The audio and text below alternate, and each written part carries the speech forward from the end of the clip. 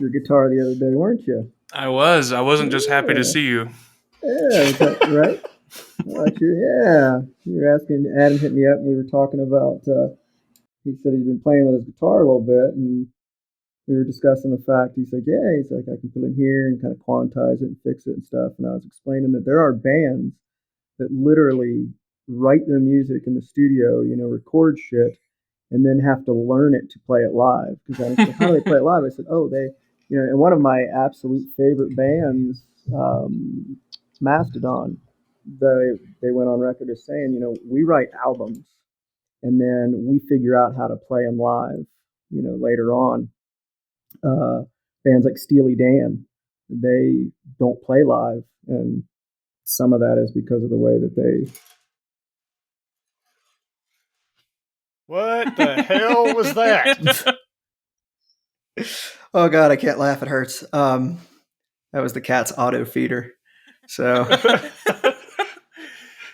you were starting a little bit later than usual. Yeah, today. Exactly. Yeah. So we know it's 1:00, and so does the cat. Don't you, cat? He's like, leave me alone. I got to eat. So, I guess I'll start off here.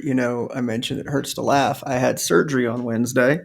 The tramadol is kicking in right about now, so this should be a really interesting fucking podcast for Dan. The testicle saga may have finally come to an end with this surgery. I had the inguinal hernias. Doug was there. He was my midwife, my wet nurse. I don't know. I was transport and moral support, and the guy panicking in the waiting room because they didn't start on him until they were supposed to be done, and nobody told me that, so I just thought his surgery went double. In a couple of moments of panic, I looked outside the window just to make sure an ambulance wasn't pulling up. That's all I'm saying. Seeing it. Yeah, they I was supposed to go in at 11:45 as far as into the room, and it was 12:45 before they rolled me in. It was something, man. I got to give the folks credit. Everybody was really cool. I've made no secret of the fact that I deal with anxiety and depression, and I have panic attacks. I've had panic attacks since I was about 19. When you have them as much as I have over the last 25 years, you get used to them, or you learn to deal with them. And sitting there in the bed, all fucking hooked up and everything, I started to have one. Poor nurse came in and she couldn't get blood out of my hand. She stuck me 3 times. She said, "Dude, your skin is harder than I've never dealt with skin as thick as yours." I kind of knew that what was going on. The second nurse comes in and she touches my hand. She says, "Oh my God, sweetheart, you're freezing." I said, "Well, I'm having a panic attack." I said, "So all my blood is, lungs, heart, brain, where it's supposed to be." And this woman just starts talking to me, right? And if I stop talking, she'd go, "No, keep tell me more about that." And I knew what she was doing. She was trying to keep my mind occupied, and that was just really cool because I've actually been to urgent cares before for other issues, and when they find out I have anxiety, they're like, "Oh, man, bitch, I still have 104-degree fever. Anxiety doesn't cause that." So, one of these. Yeah, one of these. Yeah, I had that happen. I forget why I went in. I think my heart rate was way up, and they're like, whatever. And I said, "Well, I do deal with anxiety and stuff." And I swear to God, all the nurses and everybody like gave each other that look. And I'm like, "You cunts." And then they took my temperature and it was like 104. And all of a sudden everybody got real fucking serious. Yeah, I'm on fire here, folks. 104. Yeah, it's nothing, right? It's all in my head, right? It's all in my head. Yeah. I'm fucking the Human Torch over here. But they the anesthesiologist came in. He was a hoot, man. And he's talking. I said, "I'm trying to keep up my normal sense of humor." And I said, "Man, you sound like you know what you're doing." And he kind of laughs. He says, "Yeah, you can't see my gray mustache under this mask." He said, "It was brown when I started." And I thought that was funny. But he said, "You have panic?" I said, "Yeah." I said, "I'm just anxiety, man."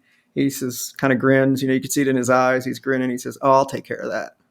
And I was like, oh, okay. So we go back and they put me on the bed. And he told me the name of the stuff. It started with a V, and I can't find it online anywhere. So I'm going to ask him. But when he said the name of what he was giving me, all the nurses were like, ooh, I was like, okay, whatever. So I'm laying on the bed. I can't see him. He's behind me. But all of a sudden, I just feel this sensation. And I said, oh, did you hit me with it? He said, yep. I said, yeah, I can feel it. And then the next thing I know, I was being fed fucking cheddar trees, goldfish crackers, and Doug was having me sip cranberry juice. Like that was the next thing I fucking remembered. So that shit turned me off like a fucking light, man. It was something. But yeah, it's all good. I hurt like fuck, right? I had 3 holes in my stomach where they did the laparoscopy. But my testicles haven't hurt in 2 days. So Well, they took those. What they didn't tell you yeah. is that they took those. And that's, I got so many people that were like, oh, are your pronouns going to change when you come out of fucking surgery? It's When you like, come out of hernia surgery. yeah, I was like, y'all didn't pay any fucking attention in biology class, did you? Like health class just went right over your fucking head, didn't it? So He didn't get fucking neutered. I'm just right, saying. exactly. Well, they replaced them with ball bearings. Right. I've said before, and I'll say it again. Taking my testicles would actually keep me out of a lot of fucking trouble because they've gotten me into a lot of trouble over the years. My boss, well, both of my bosses, my directors at work, sent me a dog cone of shame. Actually, Adam, that thing that you picked up for me yesterday at the mailbox, that's what that was. It was a cone of shame. Yeah. So that's one of them told me a story. They did the same thing to their buddy when he got a vasectomy. So they used this as an opportunity. So of course I put it on and sent them a picture, and oddly enough, it fit. So that was kind of strange. Yeah, don't be licking on it. Yeah, like I said, at it. if I could lick at these wounds, I'd have an OnlyFans or an OnlyDans, and wouldn't. I actually own that domain, by the way, onlydans.com. But yeah, I wouldn't work for a living. So I'd just lick my balls all day. So hey, that is work. Yeah, I mean, it does take a little bit of effort, doesn't it? I've heard. So got to remove a rib or something. Yeah, ask Adam. Well, no, that's not how that joke was going to play out. But I was going to say ask Adam how that worked out with Eve. But yeah, that's not going to work with you. God damn it, Adam, you ruin everything. There's a whole show about it. I know. There's I love a whole that show. It's me. It's basically me. So beyond them cutting on me, Colorado has been getting fucking obliterated by a fire in an area actually that all 3 of us lived in at one point. Yep. My apartment building, my old apartment building, I do believe was in one of the evacuation areas. And I've got friends that have been affected by it, friends of friends that have been, their houses are gone. Yeah, it's tearing through Superior, and like we all used to live like over right next to there. Mm-hmm. So, which creepy. One of us has the? That's got to be you, Adam. The sirens. Oh yeah. I figured with where you're. God damn, man, it's loud. I have started kind of drowning it out. I don't even hear it. I don't even hear it. I really didn't think that road would be as loud, but it's still better than your old apartment. Yeah, so the fire truck comes by, but they don't stop to break into my place and take all my stuff, so that's good. Which is that is an upgrade, if you ask me. It's an upgrade. Yeah, I think the fires took out 600 or 800 homes. Last I heard, it was like 600. Holy shit! The winds. I was talking to somebody, and they said they clocked winds up there at like 115 miles an hour. So hurricane, fucking tornado force winds with fire. And I saw some video footage. It was like somebody's front door cam or something. And it looked like a flamethrower. You could see where the grass was on fire, and then the wind would kick up and the fire just spread just that instantly, like 100 yards in seconds, I guess right now they're calling it one of, if not the most, I think the most devastating fire in Colorado history, because unlike this being in the woods and taking out, ecological damage, this has taken out fucking complete neighborhoods, So it's fucked up. And Betty White died today. And it's just like, So fuck this whole year. what else, 2021? What else? What else? Yeah, you got a few more hours, 2021. No shit. Let's crank it up. Let's not tempt that shit. No That's shit, all I'm saying. right? Right? I mean, I'm not one to believe in Fuck that it. kind of stuff, 2021, but- hit me with all you got. All right, Adam. You were on record now as saying that. So, and it's got what about 11 hours? So, mountain time. That's like threatening to rape a grizzly bear. It's not going to work out well for you. I'm just saying. I wondered where you were going to go with that. I was like, where can he possibly go with starting with rape? That this is going to go anywhere even mildly funny? But Well you pulled navigated. it off. Well you pulled it navigated. off. Yeah, I got to give you credit. So, and I don't. Well, I do know why that reminded me. You said raping a grizzly bear, and that reminded me that Doug, Adam, and I have been discussing doing a live broadcast, if you will, of not really this podcast, but the three of us. We talked about basically playing a video game on YouTube and live streaming it. Adam and I were kind of discussing some of the technology specifics the other day, and we're all pretty interested. So something to look forward to the three of you that actually listen to us. We're going to do that sometime after the first of the year. And the bear raping was because of 7 Days to Die. And Okay, actually, good. I was wondering where that tied came in. from. Yeah, and how many times I've been molested by a zombie bear in that game. So Yeah. They just throw them anywhere. yeah, and It you're just seems like, like. oh, cool, a zombie bear. I'm dead. Run. The zombie ones are primarily, not that anybody gives a shit, but, I'm just saying this it's out our loud. podcast, Doug. Fuck them. Yeah. If they don't want to hear it, they can skip forward. Fuck the This- audience. This is for Right? us. Exactly. The zombie bears seem to mainly be in the burned area, the wasteland, and the live ones are usually in the wilderness and the snow biome. And they're nastier, I think.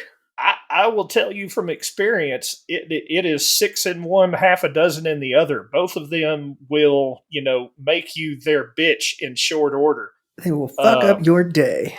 Yeah, as a matter of fact, before the podcast, I got more or less kind of trapped in a corner with one. And I wound up with broken bones. I was infected. Like 3/4 of my health was gone, and all I could do was just sit there and reload my little double-barreled shotgun as fast as possible and shoot it in the face. I told Doug the other day, that's the best $14.99 I ever spent on him. The three of us and our buddy Juan, we all buy each other games, sometimes just out of, morbid humor. It'll be something crazy like masturbating simulator or something. Hey, try this. Yeah, exactly. Here you go. And I had started playing 7 Days to Die with a guy, God, probably close to, not 10 years ago, because it came out like in 2014. But it was a new game. It was a very new game. And I had played DayZ when it was a mod for a long time. Loved that game. And they kind of fucked it up when they went mainstream with it. So 7 Days to Die popped up and I started playing it. And then I abandoned it for a few years. I don't play games by myself very often. For me, it is a social thing. I enjoy playing with people. And when I was living in Florida and I was moving around a lot, it was a great way to keep up with people, with Doug and with Juan and people that I knew. And now it's a way that, again, Doug and I and Adam and some other guys kind of hang out. But picked up 7 Days to Die, and I picked it back up and I started getting excited about it.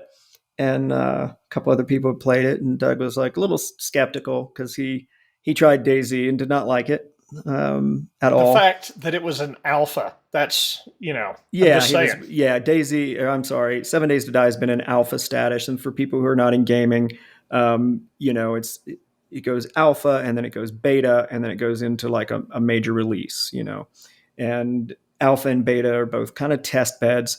And the system that they released that out on Steam, which is an online game store, a lot of these developers will drop things as beta and that helps them develop because guys like me will buy the beta for, $15, $20, whatever for a game. And then that they use that money to help develop the game. And there have been a few, and 7 Days to Die is one that, Doug's at what you said yesterday, like 300 hours of play. Yeah.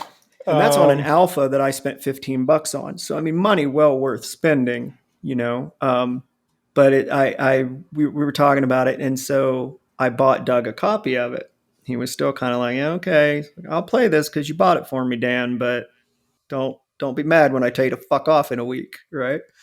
Okay. It's been pushing 2 years now. And like you said, he's got about 300 hours in, and he's definitely become our 7 Days to Die guru, which it's kind of fun, but I think it's a fun game, and it can be casual, unlike Adam's Super Mario Rage Orgy.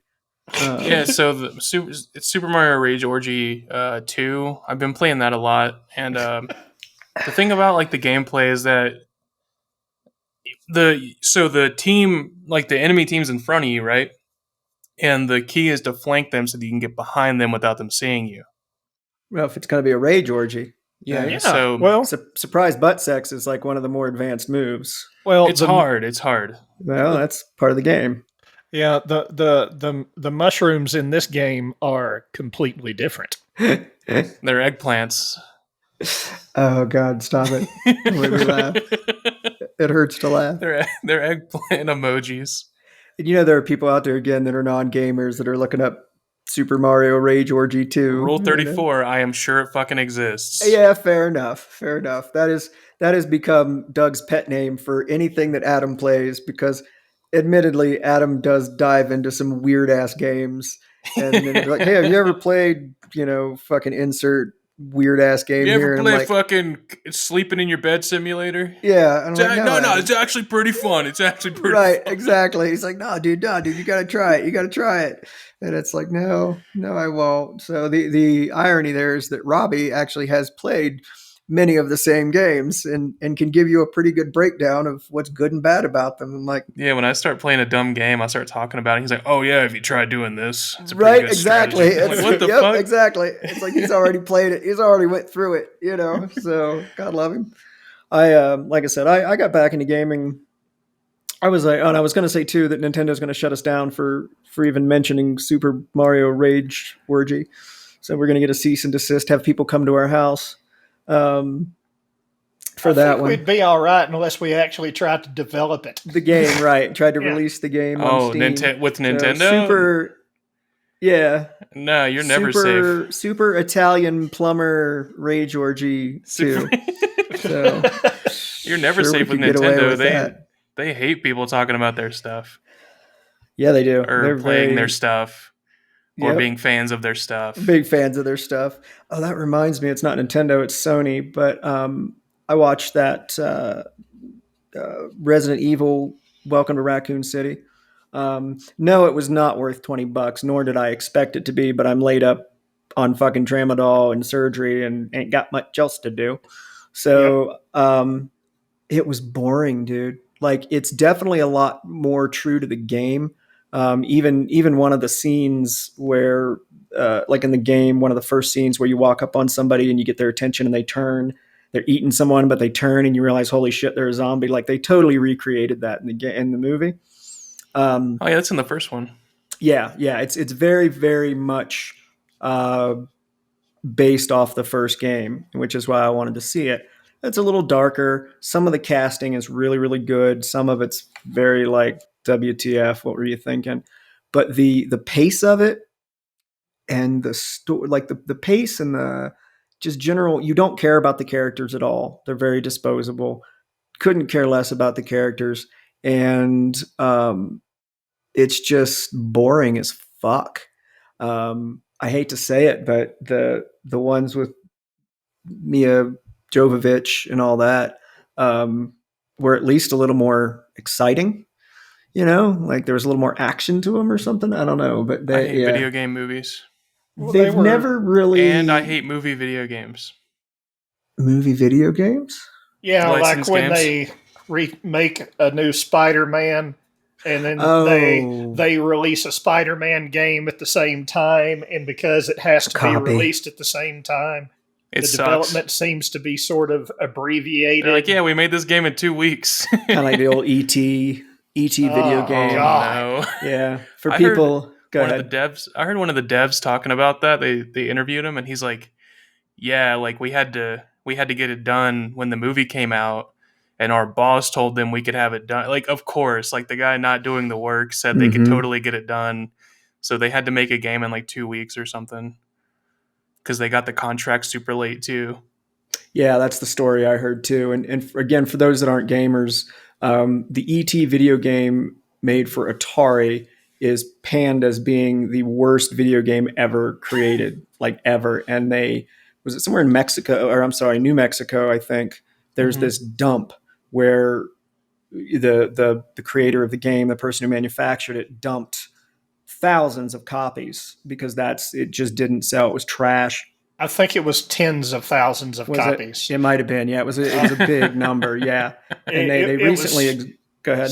it was something ridiculous, and obviously, none of us were video game programmers back in the '80s, but video games in the '80s, specifically Atari, if they had an idea and a concept that they had taken a little while to lay out, okay, we're going to do this, and then we're going to do this, they could write decent games in about a month. Months. But when you don't know if you're going to be making a video game, you have no time to pre-plan. So there was no pre-planning, and it was, okay, developers, make an ET game. Here's a basic outline of the script. Go. And they the thing that killed Atari, I remember reading something about this, is that there was no security features with Atari, meaning that anyone could get the language that Atari used to produce games and make a game and call it an Atari game, right? And that sounds like a good thing, except that like the three of us could go, get drunk and stoned one night and write, nighttime sleeping simulator and call it an Atari game, and then people play it and go, "Oh my god, Atari fucking sucks." Oh, you didn't have to get like an SDK. No, there was Atari. nothing like that. Nope. So the perception was that all the Atari games sucked because there were so many bad ones. There were so many trash ones out there. Absolutely. So that's why a lot of your consoles moving forward, security was a big deal, and licensing is a big deal. Yeah. I remember Nintendo, it was the Nintendo seal of approval. And that's why they are so insane about their IP, is because... Whoa. Now, Nintendo lawyers, when he says insane, what he means is very strict. Very, fucking nuts. Come at me, bro. I already feel like I got stabbed by a crackhead behind a fucking Waffle House. What are they going to do? But there's a reason that they do that. And I remember, was it the Dreamcast, the Sega Dreamcast? One of the reasons that it failed was because it was a superior system. It really was, graphics and playability. It failed because they did something similar. They didn't have good security on it, and games could be pirated and copied. And what people, I don't think outside of the hobby, understand is that the console itself is not where these people make money. Right? Yeah, PlayStation's $500, but that is barely paying for the research and the hardware and all that. Well, that's, more or less, when you pay them $500, that's about the cost that it takes for them to manufacture it and get it to you. And because the store's got to make a little bit too. Mm-hmm. Right. Everybody's got to make some money. The stores are definitely not giving it away as charity. So if you pay $500 for it, the store is probably paying, $325, something like that. So they've got a decent profit margin left. So it, in many cases, especially when a game system first launches, it's kind of understood that it's sort of a loss leader for them. Right. And they're not really making money off the consoles. They're making money off of the licensing on the back end. Yep. And that's why a lot of discs, what you're talking about specifically with the Sega Dreamcast, you Yeah, they could were just CDs. rip the discs and burn it. Yeah. Sony's were proprietary when Xbox, their stuff was proprietary, and Hmm. how they made money off of that. Since their discs were proprietary, they were the only ones that could make them. So Right. They had third party, exclusives. right, would come to them and say, Right. we want to develop a game for your system. We want to make 50,000 copies up front, and then Microsoft or Sony or whoever would charge them so much to lay that data on the discs per Hmm. disc, and that's where they made their money. Yeah, I Sony remember. actually had a machine that would write to the disk in a part where like most CD burners couldn't, and that's where Huh. they'd put their security code that would make it run on the PlayStation. It was pretty Ah. interesting. And I know, we talked about exclusives, and that's really what, like for Nintendo, they've got like the Mario Brothers series, anything Mario Brothers related, you can only play on a Nintendo system. Um, for Xbox, I remember when the Xbox came out, it was Halo. Like Halo fucking Oh took the yeah. gaming world by storm, and you could only play that on Xbox. I remember I came damn close to buying a PlayStation 3, I think it was, when The Last of Us came out. Oh Because yeah. again, I love zombie apocalypse, fucking games. And that is just a beautiful game to watch being played. And I was like, man, I came real damn close to buying it because at the time it was only available on PlayStation. And that's, again, how they make their money. If you're into a series and it's exclusive to that console, then you're going to buy that console. That is also one of the reasons that I am a PC person, or they call it the PC master race. These systems are way more powerful than any console. That being said, the consoles are beautiful because a lot of those games are optimized for the hardware. Like Apple has their OS that's optimized just for their system. A lot of these games are optimized for what the console can do, and so they're beautiful games and they run very well. But the nice thing about PC for me is the power, the graphics, and everything, but also a lot of games, even if they're exclusive to a manufacturer console, will still release on PC because they know we're not going to move to console.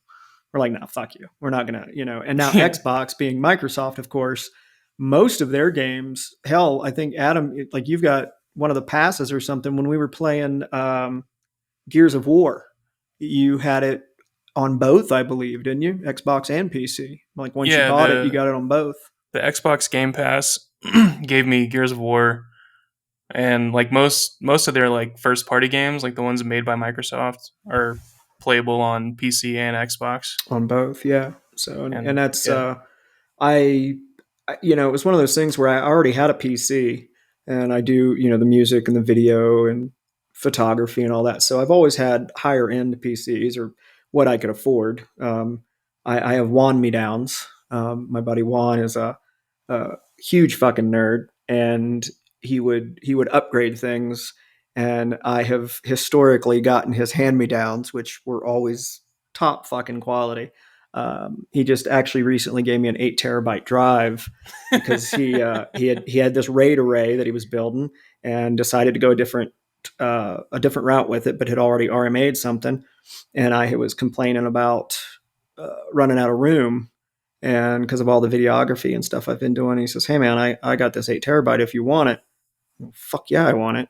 So I'm going to buy another one and adjust my RAID setup, but. Yeah, we've always called him Juan Me Downs because he's hooked me up over the years. He's done me very well.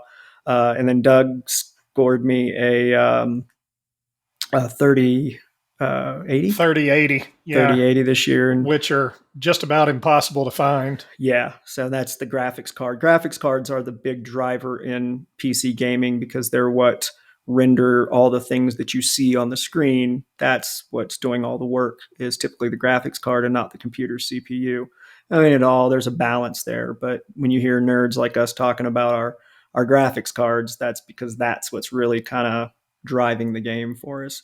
And then we play alphas that are, Blocky. polygons, and yeah, exactly. That are, it's a step up from Minecraft, and our $1,000 fucking video cards are bored and half sleeping, but we Yeah, still have them.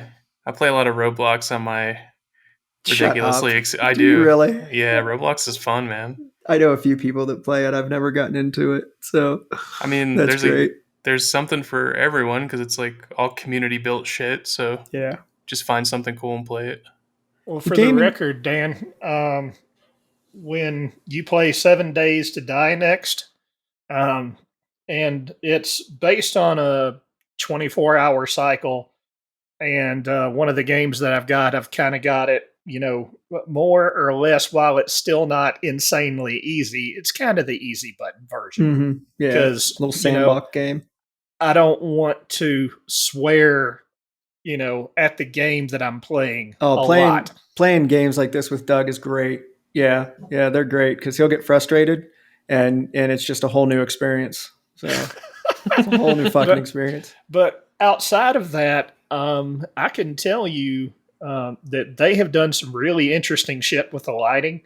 You really need to pay attention to around the 9 o'clock hour when the sun's starting to go down, and the 4 to 6 a.m. hours when the sun's really coming up, and the way everything goes through the trees and the shadows. Yeah, I noticed that. I noticed that it's they've done some gorgeous upgrades with it. It's really pretty. Yeah, and the lighting, like if you're close to a fire and you pull out one of your weapons, you can see. While I don't know if they've implemented RTX, it seems like they've implemented something like it, or at least akin or adjacent, because I see a lot more detail in just about everything right now. Yeah, the rendering in some of these games coming up.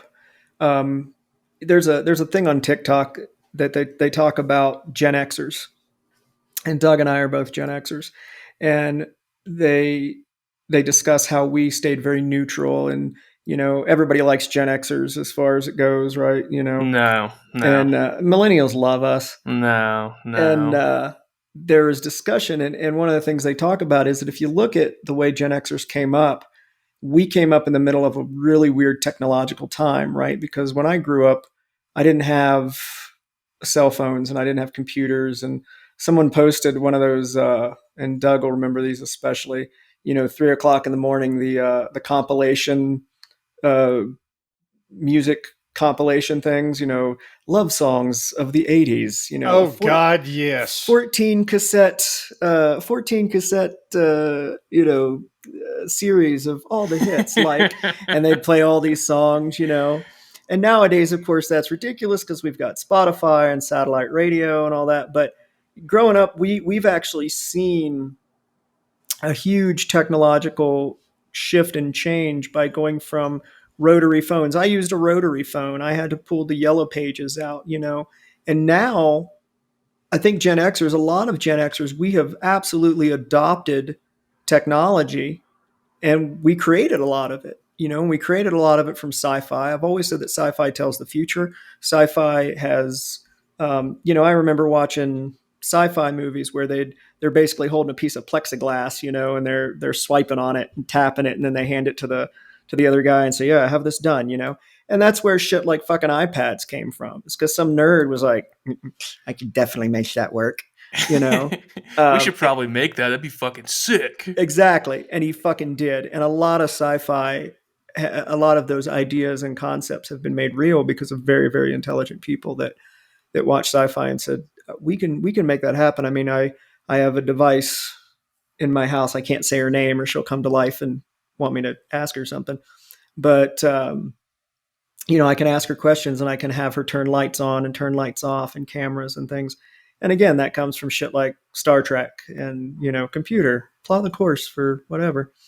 And, it's fascinating, but Gen Xers have come full circle in that, and we've seen both sides of it, and I think that makes us a bit unique.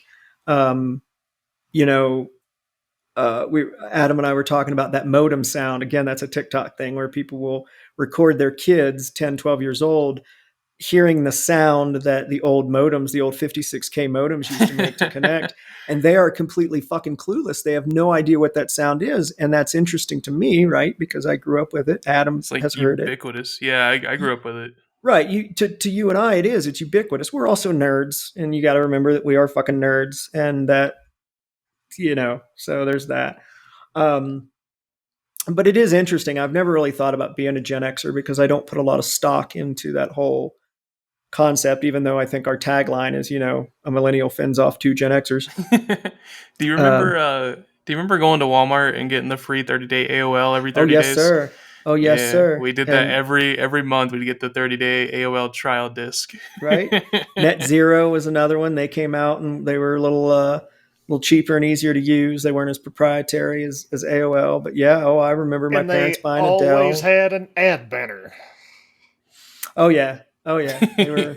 Oh yeah. I remember and Bonsai Buddy and Fear Factor all the time. Yep. Good old dial-up internet, man. And it was, and at the time, it was the coolest fucking thing in the world, right? And I have nothing but fond memories of it. And it's become so commonplace now that I don't think people appreciate it. I don't think they do. Yeah. And some friends and I were talking this morning we were talking about the fires, right?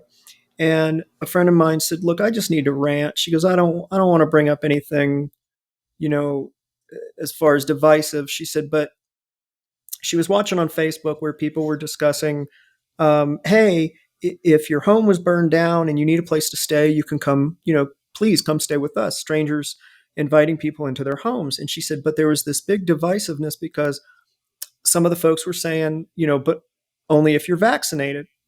And she said, the hate and the vitriol that was coming out of people's mouths because of shit like that. And look, some of the friends that I was talking to, some are vaccinated, some are not, some are anti-vax, some are pro-vax, whatever.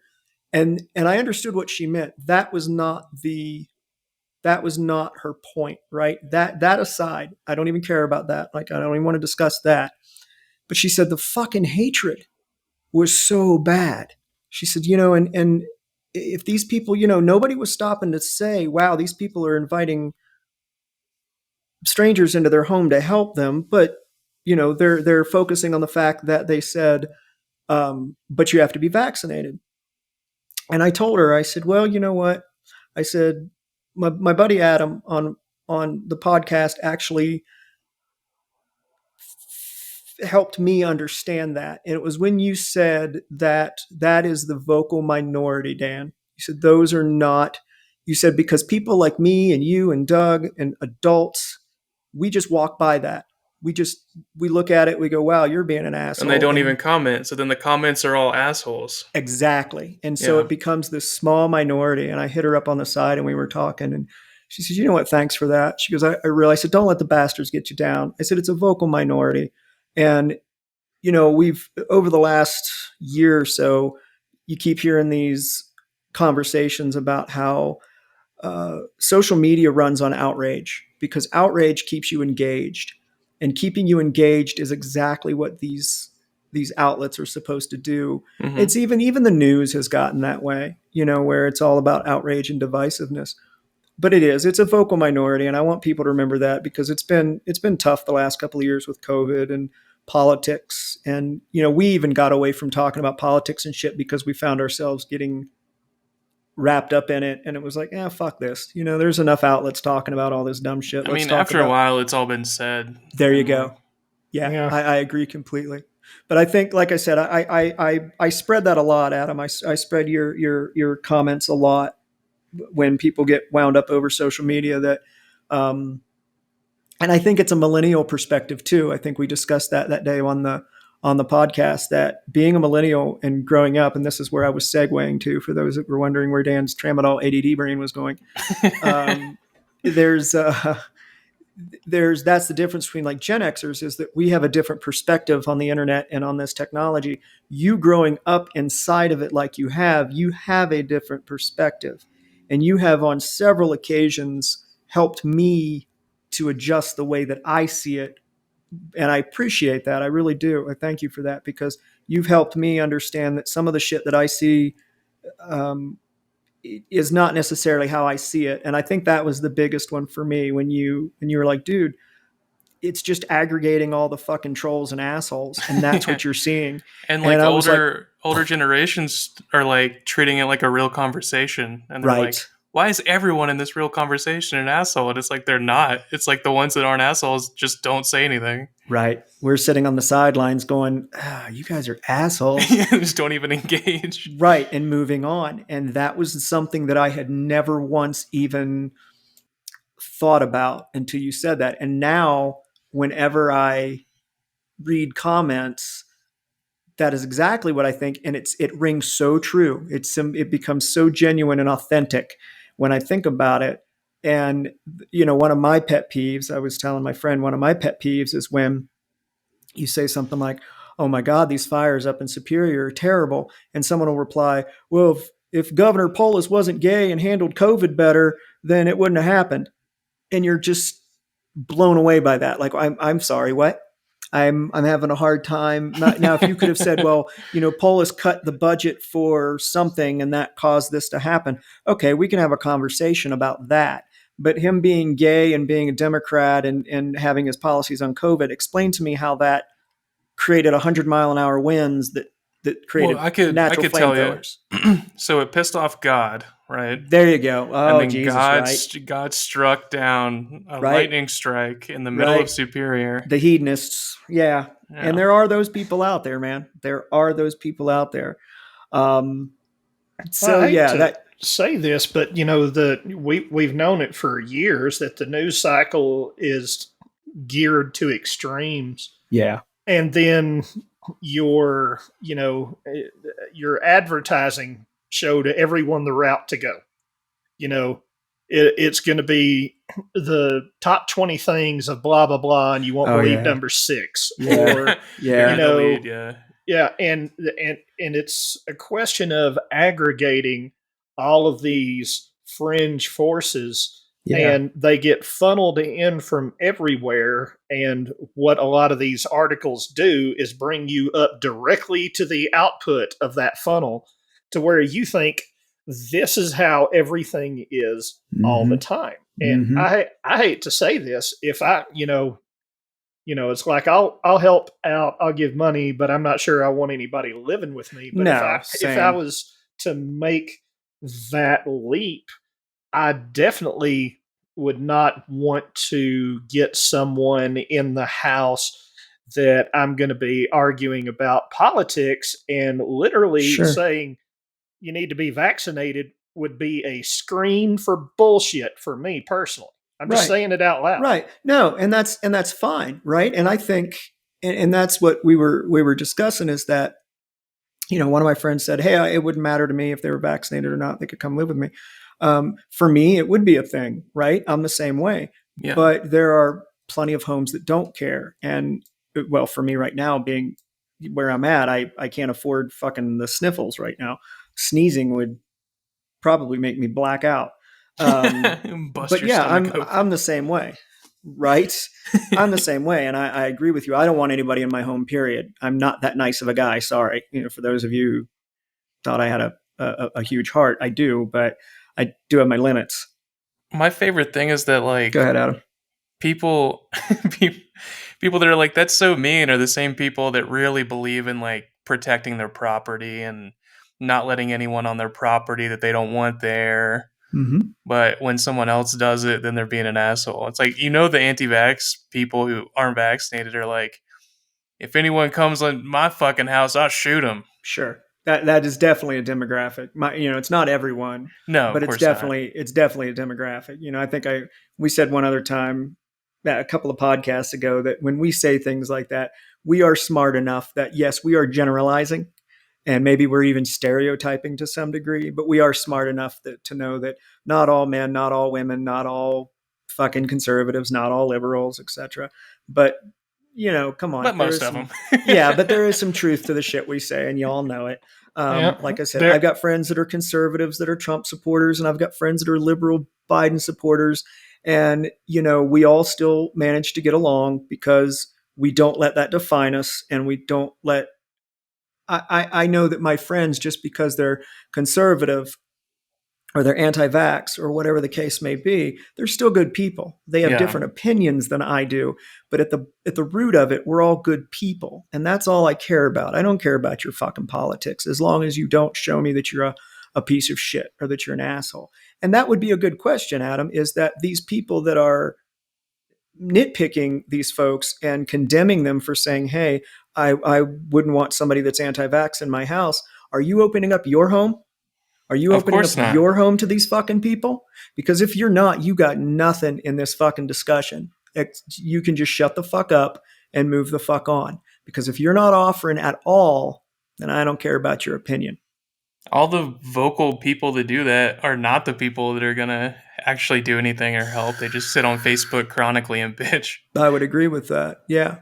And I think that we talked about the keyboard warriors too. And, I've known people that, I know people that in person, they're completely different. Like I'll see them commenting on news articles. I don't think people understand that if I'm friends with you on Facebook and you respond to a news article, for instance, I might get notified about that. The algorithm's a little weird about how that works, but it'll say, Adam Lester commented on Denver News 7's post.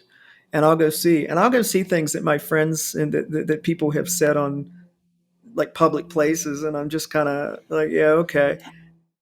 I've had there again, and I've been watching a lot of fucking TikTok lately, so I apologize. I keep bringing it up, but I'm couch ridden, so I got to do something to amuse my brain.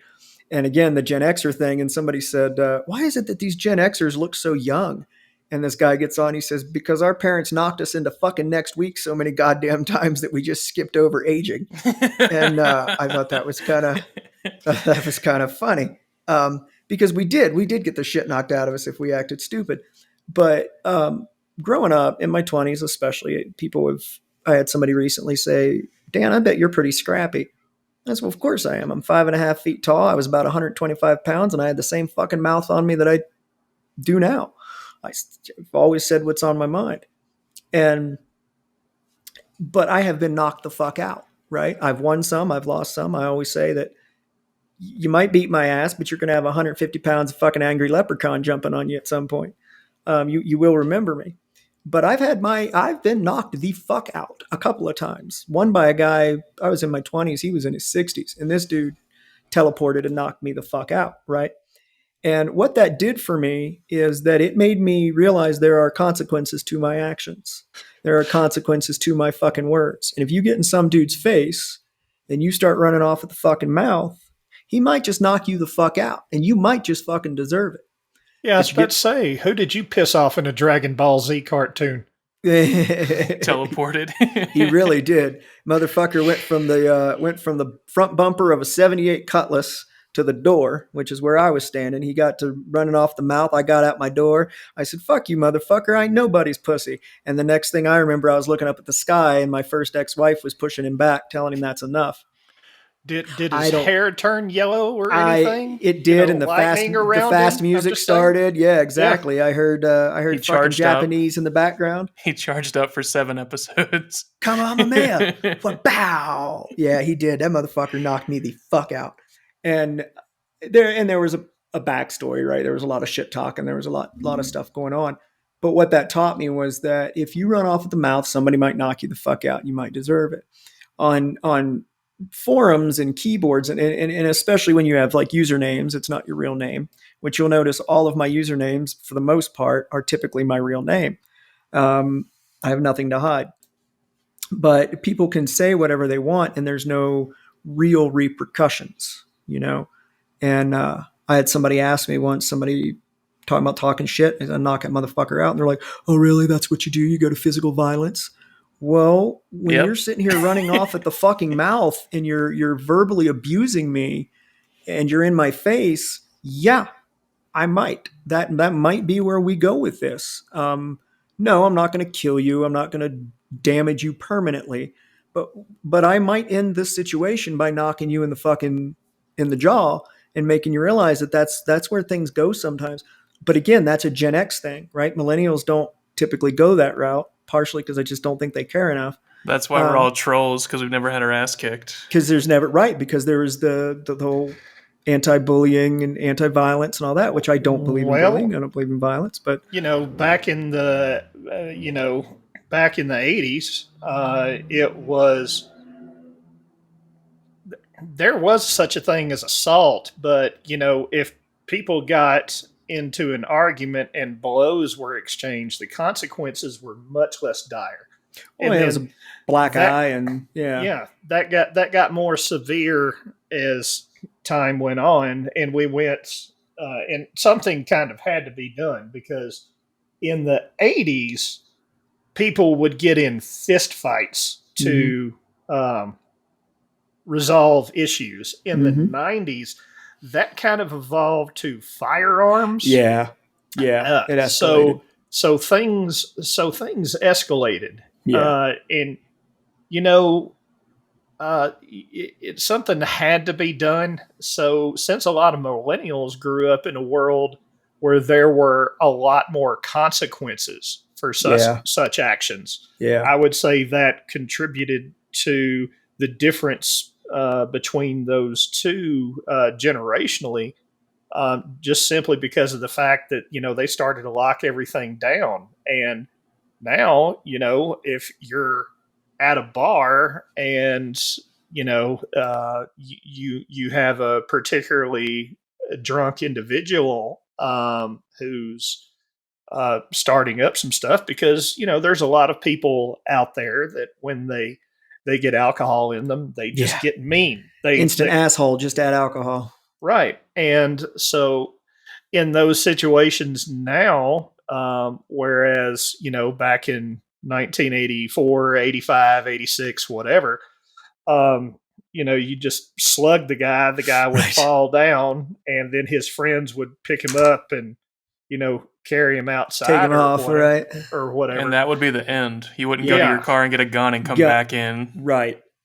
And that's, it did happen. And I've told you guys the story of the bar fight that turned to manslaughter. A guy popped a dude and he bled to death while other shit was going on. And, he went to prison for 6 years for manslaughter.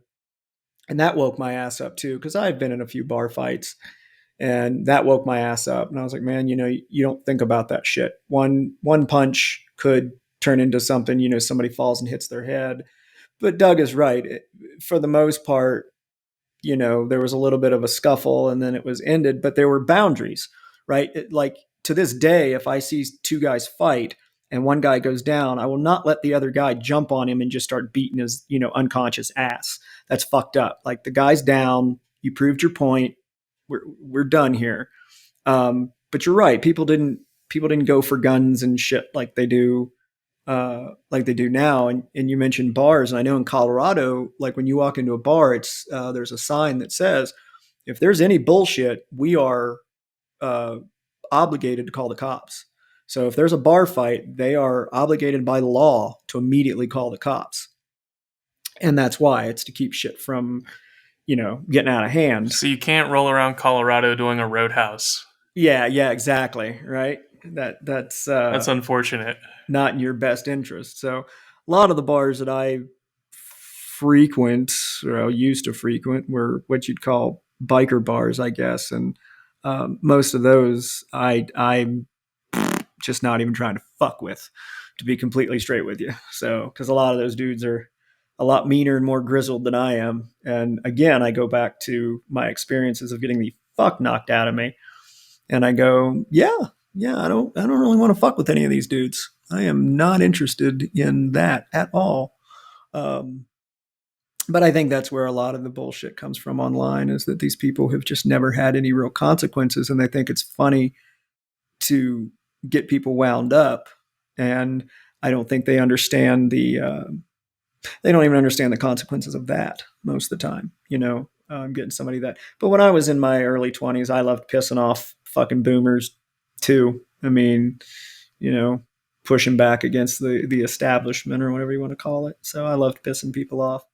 So yeah, I don't love it. I'm just good at it. So practice. I'm good at it, and I love it still. Yeah, I was gonna say you're still a pretty good troll. We've discussed that if it comes out of Adam's mouth, you better put it through a filter before you get too wound up about it. So he's kind of like the boy who So cried wolf. I told a few people this morning that Betty White died, and they were just like, "No, she didn't," and they just Yeah, went on nobody about their believed day. Yeah, exactly. Of course, that one has also ran through the gambit of bullshit too. But Yeah, coming they've out said of it like 10 times now. right, and coming from you, it just loses that much credibility on top of it. So because I have seen you troll, but I have also very much enjoyed watching you troll from time to time. So just a lot of it for me um, is Adam's target. It's who he's going after, and there have been a few instances, admittedly, where I found his trolling fucking hilarious, because he would go after people that I find rather annoying, and let's face it, watching people that you are annoyed by get irritated is kind of funny. So, I mean, again, it's I gotta stop doing podcasts when I'm on fucking opiates. That's a terrible No, idea. it's fine. It's because fine. Tell us more. Tell us more. Right? What's your social security number? Yeah, seriously, I don't fuck. I can remember right now. Give I me need another your cup give of me your credit coffee. card number right now. I haven't pooped in 48 hours, so I'm just saying. It's You're at this point, you're probably full of shit. I am always full of shit, my friend. But You're yeah, so literal. full that it spills out of your mouth. This is very true. That's something my dad used to tell me. That was the kind of sweet things that he would tell me when he was drunk. That you're so full of shit, it come out of your fucking mouth, boy. So Hell yeah. yeah, right. That's how I grew up. That's probably one of the more loving things, from what I understand. Oh, I'm Jesus just saying. Christ, probably. Yeah. Yeah. Yeah. At least I he mean- was engaging with me, for fuck's sakes, actually paying me some attention. That was nice.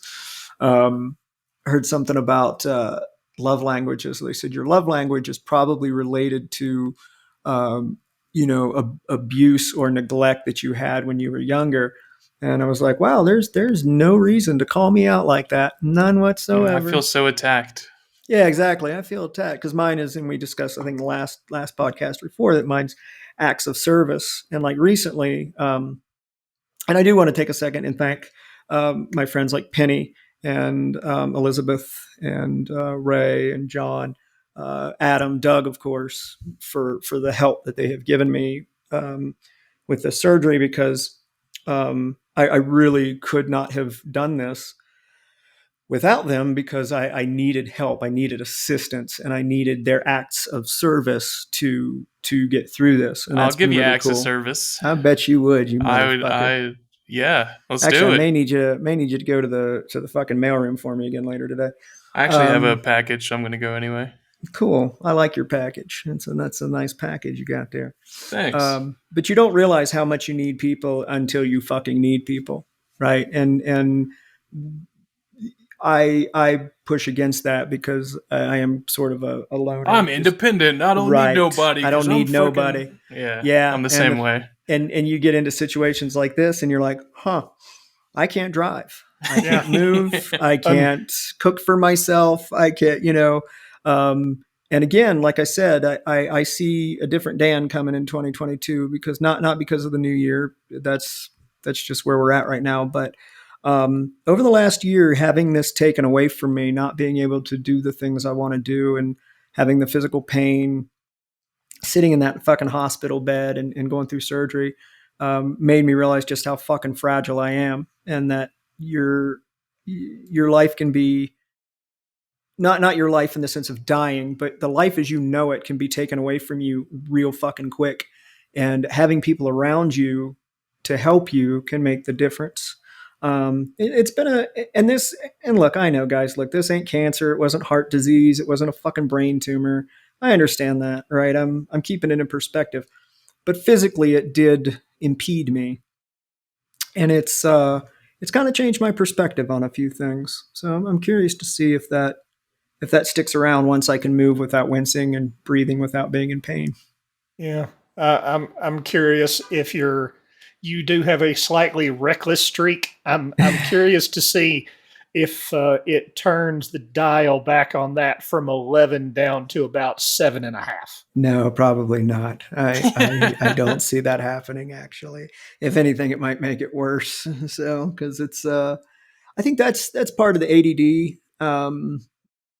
it's not always thinking things through, or maybe looking for that little dopamine rush of certain things. So yeah, no, if anything, I think that's going to get worse. So on that note, happy new year, fuckers. Curious to see where 2022 goes. I have enjoyed doing these these podcasts for the last, what, almost 2 years now, isn't it? Almost, yep. Yeah, February 14th, I think, of next year will be 2 years. That's fucked up, This man. is episode 48. Once we hit 52, it'll be 2 years. 2 years. Yeah, 'cause we're doing them bi-weekly. So, and appreciate all the people that listen. You really need to find something better to do with your life. And hopefully in 2022, I will get the fucking website up. I've still got the domain, so, and stay tuned for our live broadcast, because it'll be just as fucking ignorant. Only live. Ignorant. Ignorant.